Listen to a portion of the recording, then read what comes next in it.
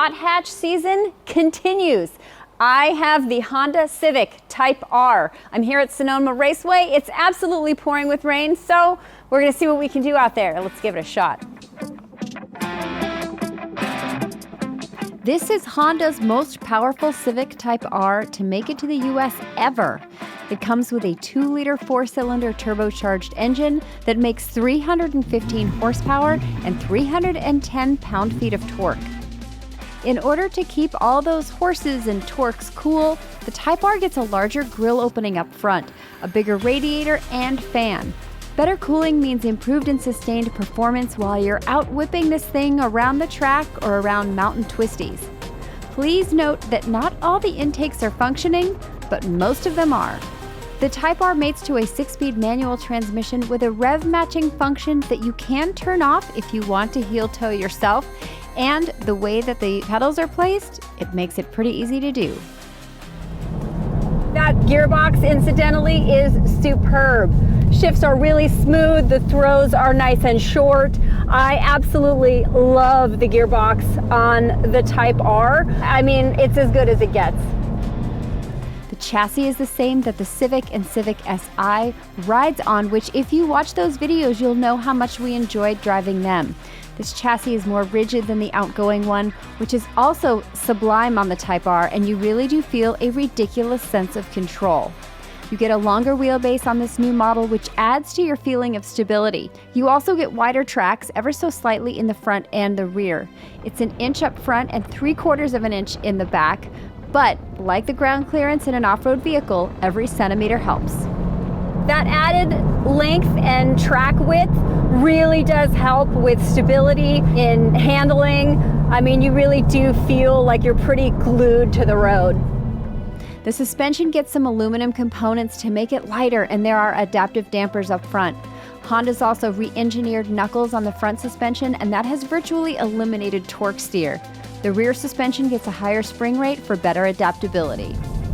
Like I said, it's wet conditions out here, so I am not going to be driving at any kind of a maximum speed. But a couple of things that I really am noticing in the Type R. The first thing is the different modes that it has. So you've got comfort, you've got sport, you've got, of course, the R mode, and then you have an individual mode which you can set up on your own. Right now on this track, I have this set in comfort. What that does is that really does adjust.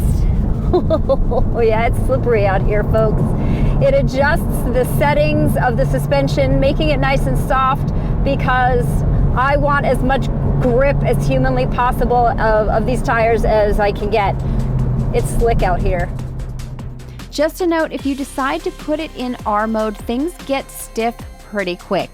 If you're not on a smooth track, you can literally feel every crack in the asphalt. It's aggressive, as it should be. It's not the crazy setup that you get in the Corolla GR that allows you to shift torque balance to different wheels, but each mode feels distinctive. That individual mode allows you to set up your braking, steering, suspension, and engine sounds. So earlier when I was driving, I was in sport mode, and the steering is much heavier in sport mode. Right now I'm in comfort just because of the conditions out here, and it's definitely a little less heavy. Turning is still really good. It still feels really precise. I personally like how it feels better in sport mode, but again, like if this were an individual setting thing, right now I would probably set the suspension, set the suspension at comfort and set the steering for sport. And it's nice that I can do that. But yeah, the steering, I have no problem with it. I think it feels really great. And certainly it's getting me around this track in quick fashion. As far as the brakes, I mean, they're doing everything I need them to do. It's really too cold out here to be able to feel if there's any brake fade or anything like that. Also, I'm just frankly in the rain on this track. I'm not pushing this car hard enough to find out. Some more details on those brakes: 13.8-inch rotors up front and 12-inch stoppers in the rear. I'm insanely grateful for the Sport 4S tires instead of the Sport Cup 2 tires, because that would be very, very slippy and very, very dangerous. There's no way I did 10/10 not out there with all the standing water on the track, but man, you can really just get a sense of how much fun the Type R is on a track. So if that's something that you're doing, you're not going to be disappointed.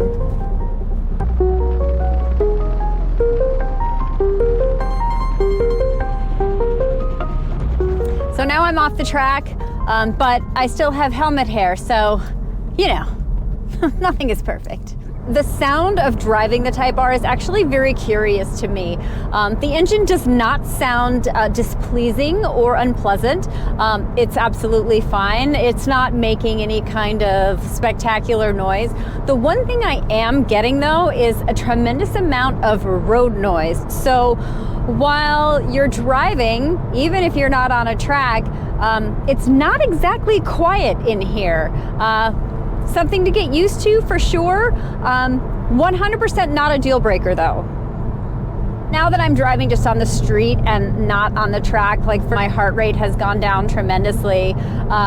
Second of all, like this is overall just an absolutely stellar experience. The way that this thing handles as a complete package is pretty epic. I mean, you're driving around turns and it just takes sweepers really well. The balance feels terrific. You don't get a ton of body roll in this. I mean, you really feel like you could push this car pretty hard and pretty far and not get into a tremendous amount of trouble. One thing that it does so well is around twisty mountain roads, if you just put this thing in third gear, you can pretty much just stay there. The engine pulls really nicely, even if it gets a little bit lower in the RPMs, because your max torque band is between 2,600 and 4,000 RPM. So even if you drop down a little bit, you're still gonna get that maximum torque to help you get through something that maybe that you need to slow down a little bit for.